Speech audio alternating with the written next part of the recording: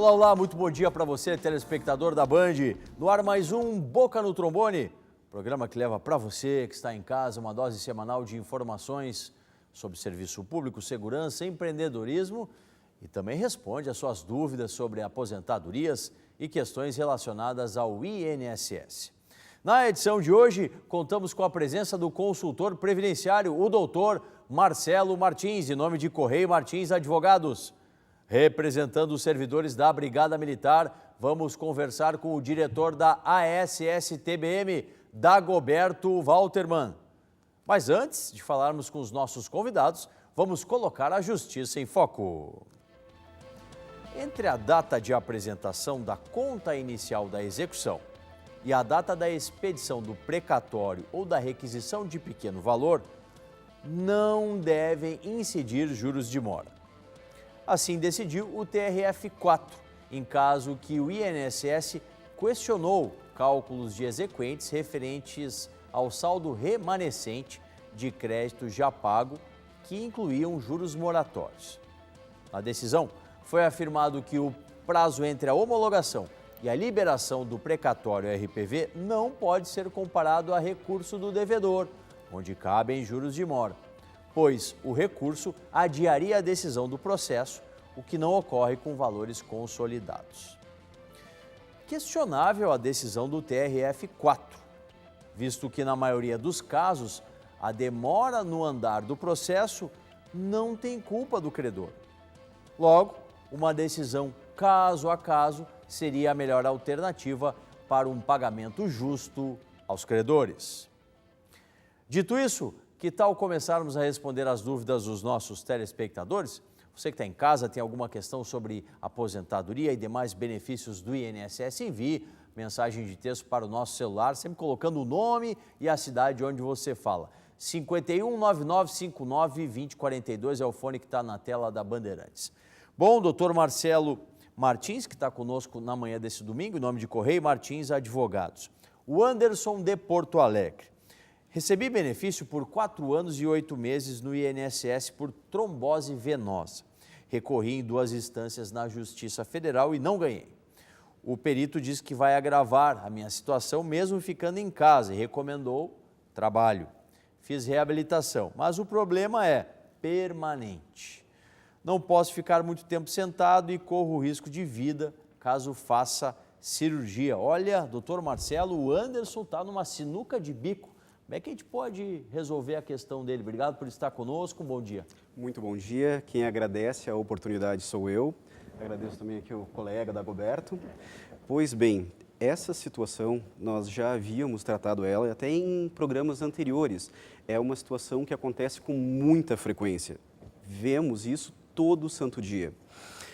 O segurado do INSS que não se sente bem, procura uma perícia, tenta obter um benefício previdenciário e lhe é negado. Vai para a justiça, passa por uma perícia judicial que, em alguns casos, não constata incapacidade. Enfim, sobrevém uma sentença de improcedência. Isso quer dizer que ele nunca mais vai buscar um auxílio-doença, nunca mais vai poder solicitar um novo benefício? Não, não é isso. Esta análise se restringe àquele momento. Nesta situação, não lhe foi reconhecido o direito, sim, mas, como o próprio perito relata, houve um agravamento da situação. Ele pode solicitar novamente, claro, vai ter que iniciar desde o início, vai ter que fazer um novo pedido administrativo, municiado com novos exames, com novos laudos e, principalmente, até para demonstrar que ele tentou a reabilitação, a conclusão dessa reabilitação, claro, que ele não logrou êxito. Certamente ele pode fazer um novo pedido que vai ter uma nova análise e aí, quem sabe, ganhar o seu tão almejado benefício. Perfeito. Doutor Marcelo, mais uma aqui do Bellini. Estou aposentado faz 16 anos. Caso entre com a desaposentação, não paro de receber? Primeira pergunta. E uma segunda, em quanto tempo tem um retorno? Essa segunda aqui é difícil, né? Literalmente capciosa, né? Pois bem, em relação à primeira pergunta, não, ele não para de receber. esse é um dos pedidos que já está intrínseco ao próprio pedido da desaposentação. Nós, os advogados, os patrocinadores da causa, sempre pedimos que o benefício atual somente seja cessado quando deferido o novo benefício. Então, o nosso ouvinte, o nosso telespectador, pode ficar descansado. Enquanto estiver tramitando o seu processo, não vai haver a cessação do benefício que ele está recebendo. E a questão do prazo, isso aí é futurologia, né? Pois bem, a questão do prazo são inúmeras variáveis que podem interferir na duração do processo. Então, não há como se definir hoje, dizer para o nosso cliente que o processo vai demorar 1 ano, 2 anos. Como eu falei, são inúmeras variáveis, recursos, juiz que pegou o processo. E ainda em atenção à desaposentação, foi reconhecido pelo STF a repercussão geral, ou seja, ela está aguardando uma decisão do Tribunal Superior. Então, esses detalhes acabam postergando o final do processo. Por isso que não há como a gente afirmar que vai demorar 1 ano, 2 anos, 3 anos. Tá certo. Doutor Marcelo Martins segue conosco na consultoria previdenciária na manhã desse domingo, aqui no Boca no Trombone. Quem está com a gente para falar um pouquinho sobre segurança pública é o diretor da ASSTBM, a Associação dos Sargentos, Subtenentes e Tenentes da Brigada Militar, o Dagoberto Walterman. Obrigado, Dagoberto, por estar conosco na manhã desse domingo. E passar aí para o telespectador, você que tem feito um trabalho de excelência junto à ASSTBM, em cada cidade do interior, buscando contatos, fazendo plenárias, reuniões. Como que está o sentimento da sociedade? É o mesmo da capital? Aqui na capital a gente vive uma insegurança a cada dia que nasce, né? Porque não há mais bairro que não se encontre uma grande violência, não há mais horário para os munícipes de Porto Alegre saírem de forma tranquila. Essa situação também começa a se refletir ou já está se refletindo no interior do estado, Dagoberto? Obrigado por estar com a gente, bom dia.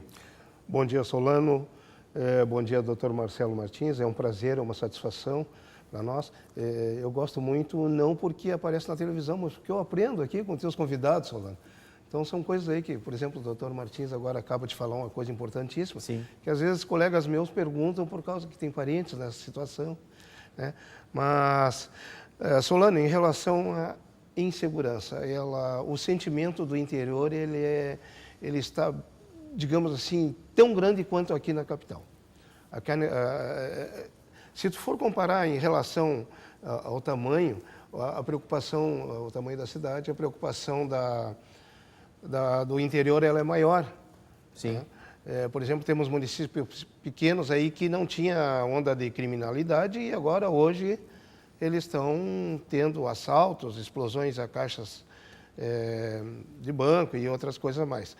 E aqui na capital tá horrível. Tu pode ver que já foram 2 militares atacados. Essa semana um coronel da brigada foi baleado. Então não existe segurança em lugar nenhum. E embora a gente tenha tentado fazer diversos contatos com o governo para opinar, nós estamos aí não é só para brigar com o governo, nós estamos aí para opinar, para ajudar, para tentar solucionar, mas o governo não nos recebe, né? Então não temos como dar a nossa opinião lá para melhorar a segurança do povo rio-grandense. Pois é. Hoje, dia do trabalhador, né? 1º de maio, uma saudação para você, trabalhador, que está tomando aí o seu café da manhã, o seu chimarrão e nos assistindo. Mas isso é no mínimo, curioso, para não dizer tragicômico, né, Dagoberto? Que o governo do estado, há poucos dias, tinha autorizado a liberação de mais de 100 brigadianos para trabalhar lá nos Jogos Olímpicos, lá no Rio de Janeiro, por pura desinformação, que na verdade era um convite, né, que o Ministério fazia aos estados, que eles pudessem fornecer servidores militares para o evento.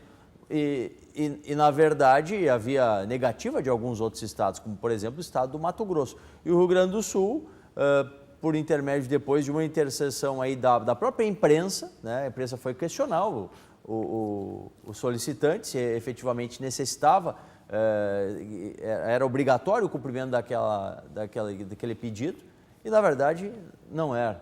Ora, 100 brigadianos na situação de insegurança que a gente vive hoje em dia é uma diferença enorme.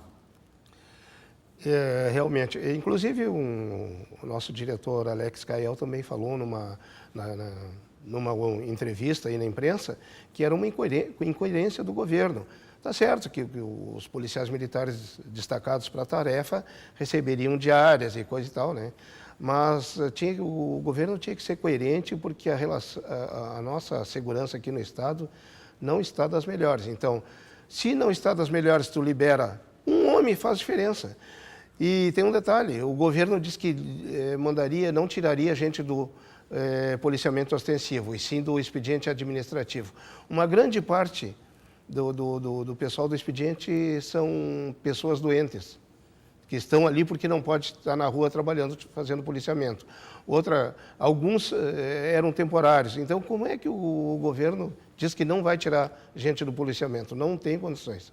O pessoal que seria transferido para essa missão seria exatamente o pessoal que faz falta para nós, seria o pessoal do policiamento ostensivo.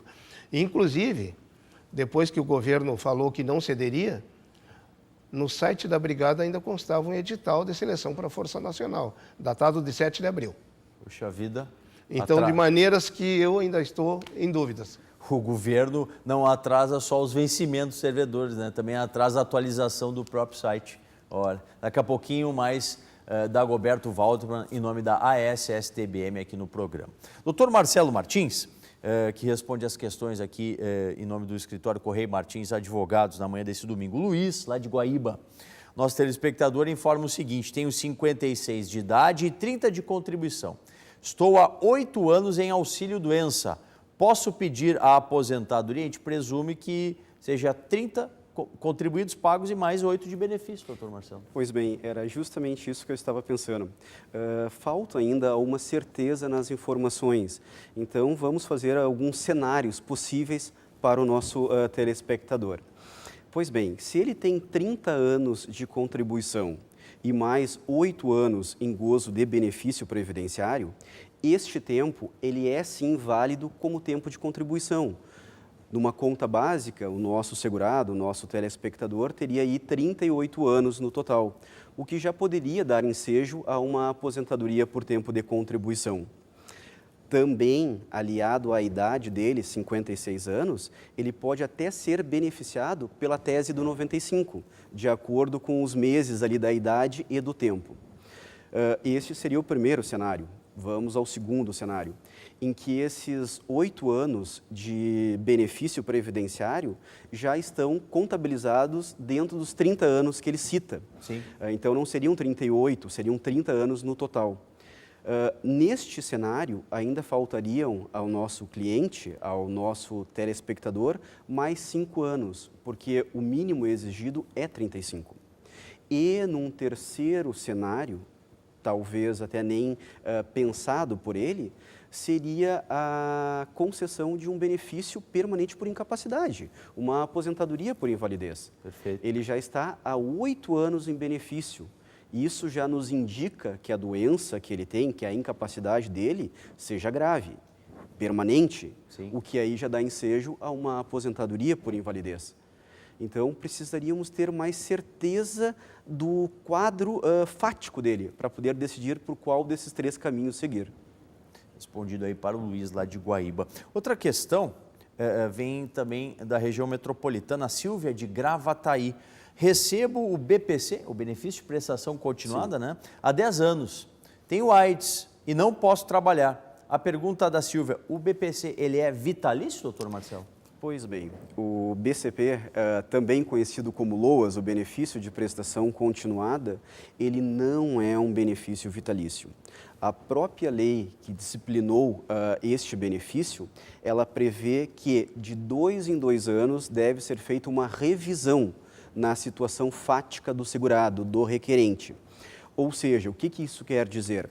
A cada 2 anos, o INSS deveria fazer uma nova análise da situação que deu ensejo à concessão do benefício, verificar a questão da incapacidade e a questão da miserabilidade. Havendo uma alteração desses alicerces, o INSS tem sim o direito de cessar este benefício. Então, respondendo à nossa telespectadora, não é um benefício vitalício. Tá Tá certo. Obrigado, doutor Marcelo. Segue conosco na manhã desse domingo. Mande as suas questões, sempre coloque aí na sua mensagem o nome e a cidade onde você está falando, perguntando sobre aposentadorias e demais benefícios do INSS. Breve intervalo, já voltamos respondendo mais dúvidas de vocês e dando sequência ao nosso bate-papo aqui com a SSTBM, hoje representada pelo Dagoberto Walterman e o Dr. Marcelo Martins, que vai seguir respondendo as dúvidas de vocês, nossos telespectadores, aqui no Boca, ano 27, muito mais interatividade para você.